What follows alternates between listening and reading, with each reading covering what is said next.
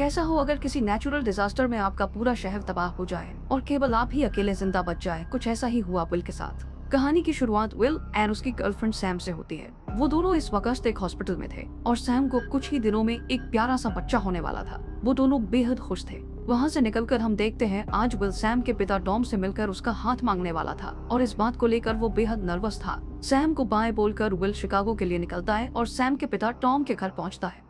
Tom से मिलकर will Sam के प्रेग्नेंट होने के बारे में कुछ भी बता पाता। इससे पहले टॉम अपनी बेटी सैम को कुछ पैसे की मदद करने वाला था, मगर टॉम विल को लेकर पूरी तरह श्योर नहीं था कि विल उसकी बेटी सैम के लिए सही भी है या नहीं। इन्हीं बातों में उनकी हल्की सी बहस हो जाती है। आखिर में टॉम की वाइफ विल से कहती है कि बहुत देर हो चुकी है, उसे अब चले जाना चाहिए।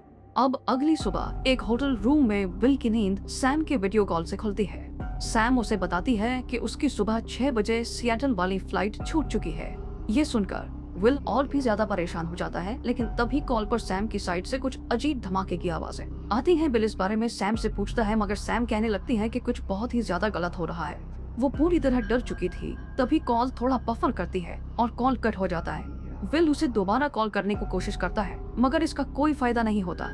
विल कमरे से निकलकर एयरपोर्ट पहुंचता है ताकि सियाटल की फ्लाइट पकड़ सके, मगर तभी अचानक से सारी फ्लाइट्स कैंसिल हो जाती हैं। एयरपोर्ट पर न्यूज चैनल खुला होता है, मगर एंकर कुछ क्लियरली बता पाती इससे पहले सिग्नल्स चले जाते हैं और न्यूज ऑफ हो जाती है। विल जब एयरपोर्ट के बाहर जाकर देखता है तब रोड पूरी तरह गाड़ियों से भरी होती है। विल कुछ पैसों के बदले एक अनजान आदमी की कार में बैठकर वापस शिकागो लौटता है और सैम के पेरेंट्स के घर पहुंचता है।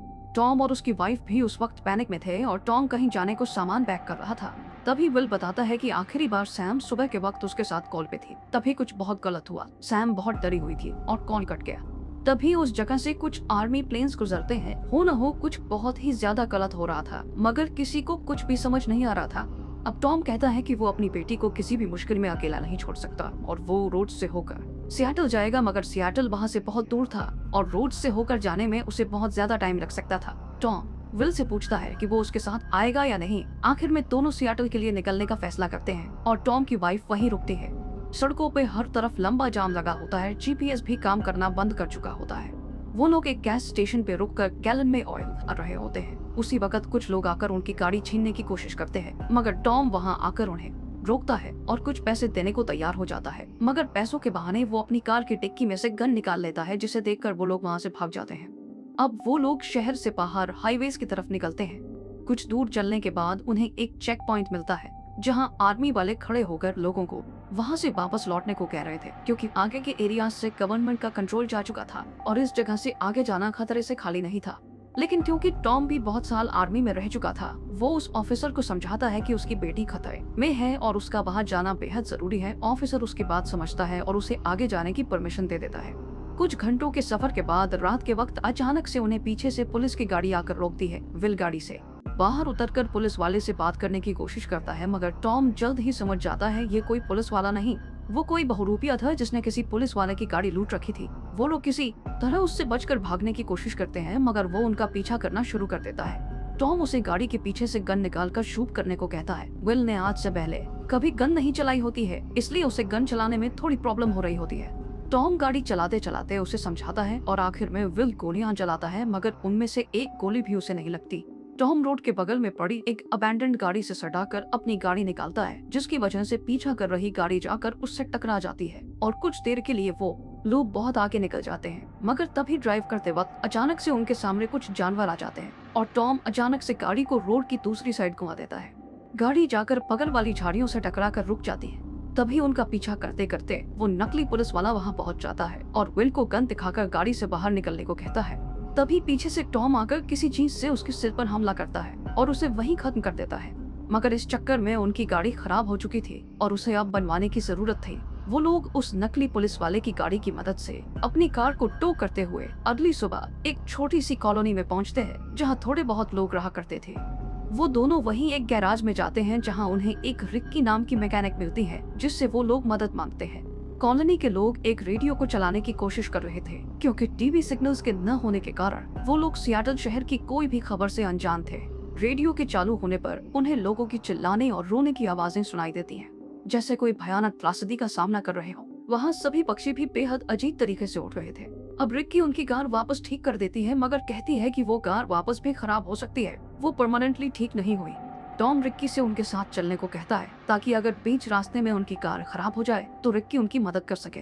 इसके लिए टॉम उसे $1000 का ऑफर देता है। शुरुआत में रिक्की उनके ऑफर को नहीं मानती, मगर आखिर में वो $2000 में मान जाती है।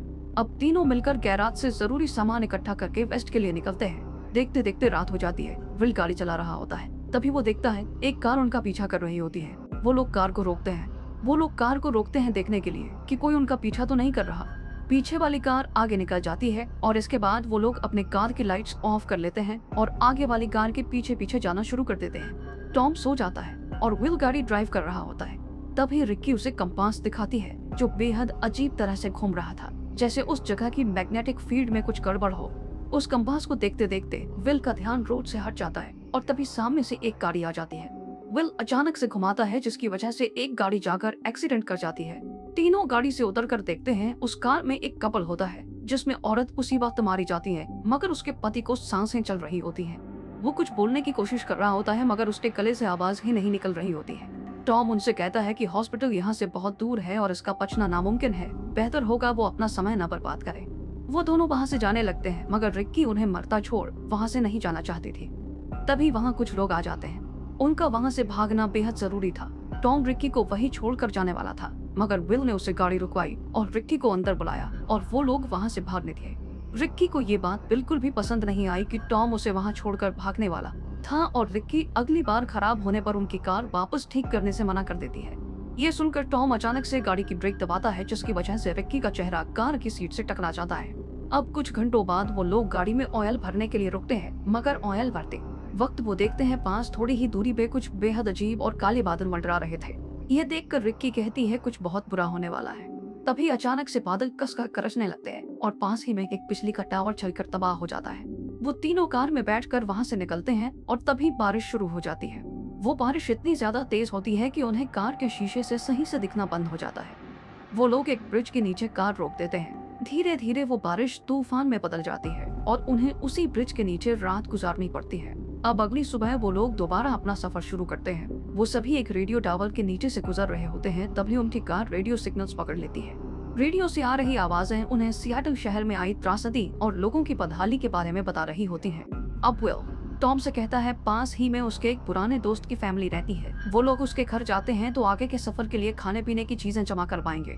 टॉम उसकी बात मान जाता है और अब वो लोग एक चेक पॉइंट पर पहुंचते हैं जहां कुछ पुलिस वाले उन्हें रोककर आगे जाने से मना करते हैं, मगर विल उनसे कहता है कि उस टाउन में उसके दोस्त रह रहे हैं और उसका वहां जाना बहुत जरूरी है। पुलिस वाला उसकी बात मान लेता है मगर उसके पीछे अपने कुछ आदमियों को भेज देता है, ये देखने के लिए कि वो झूठ तो नहीं कह रहा। अब विल कार लेकर अपने एक पुराने फ्रेंड के घर पहुंचता है। दरवाजा नॉक करने पर उसकी वाइफ मेग दरवाजा खोलती है। उससे मिलकर वो लोग घर के अंदर चले जाते हैं। ये देखकर चेक पॉइंट से आए आदमी वापस लौट जाते हैं। अब घर के अंदर जाने पर मेग विल को बताती है कि उसका हस्बैंड भी कुछ दिनों से गायब है। वो किसी बिजनेस ट्रिप के लिए निकला था मगर किसी बड़ी प्रॉब्लम में फंस चुका है और मेग उससे कांटेक्ट भी नहीं कर पा रही। विल उसे कहता है कि उसका हस्बैंड जल्द ही मिल जाएगा, टेंशन लेने वाली बात बिल्कुल भी नहीं है। मगर मेग को अंदर ही अंदर कुछ लग रहा था जैसे उसका पति खत्म हो चुका हो। अब कुछ देर वहाँ रुकने के बाद तीनों मेग के घर से वापस निकलते हैं सियाटल की तरफ। रास्ते में उन्हें एक खाली पड़ा वाटर पार्क दिखाई पड़ता है। वो लोग वहाँ गाड़ी रोकते हैं। रिक्की स्विमिंग पूल देखते ही उसमें जाकर कूद जाती है, मगर वो पानी बेहद गर्म होता है। उसी वक्त वहाँ से आर्मी हेलीकॉप्टर्स पास हो होते हैं। टॉम रिक्की को आसपास मौजूद बेकार पड़ी गाड़ियों से जरूरत का सामान इकट्ठा करने को बोलता है और विल के साथ पास में मौजूद कैफे में से खाने का सामान ढूंढने लगता है। वो दोनों कैफे से बाहर निकलते हैं जहाँ रिक्की कुछ गाड़ियों से थोड़ा ऑयल जमा कर चुकी थी। टॉम की बैकबोन में बहुत ज्यादा चोट लग चुकी थी, इसलिए विल उन कैंस को अपने हाथों में उठा लेता है और फिर वो लोग वहाँ से निकल जाते हैं। रात का वक्त हो चुका था। अचानक से विल के फोन पर बहुत सारे नोटिफिकेशंस आते हैं। विल टॉम और रिक्की को भी अपना फोन चेक करने को कहता है। टॉम अपना फोन खोलकर देखता है, तब उसे सैम के वॉइस मैसेजेस मिलते हैं। वो वॉइस मैसेजेस भी पूरे प्ले हो पाते इससे पहले सिग्नल्स चले जाते हैं। उसी वक्त वहाँ से बहुत सारे लोग सामान लेकर गुजर रहे थे। उन्हें देखकर लग रहा था जैसे रहने की कोई दूसरी जगह ढूंढ रहे हो। वहीं कुछ दूर पर बहुत बड़े इलाके में पूरी तरह आग लगी थी। उस इलाके के थोड़े अंदर जाने पर उन्हें बीच रोड पर एक बेसहारा औरत खड़ी हुई नजर आती है जो मदद मांग रही होती है। टॉम विल से कहता है कि यहाँ गाड़ी रोकना सही नहीं होगा, मगर विल उसकी बात नहीं सुनता और गाड़ी रोक देता है। गाड़ी से बाहर जाकर उससे बात करने की कोशिश करता है, मगर तभी अचानक से कुछ लोग वहाँ आकर उन पर गन पॉइंट कर लेते हैं। उन लोगों ने उस औरत को जबरदस्ती खड़ा रखा था ताकि उसका इस्तेमाल करके वो लोग यहाँ से गुजरने वालों को लूट सके।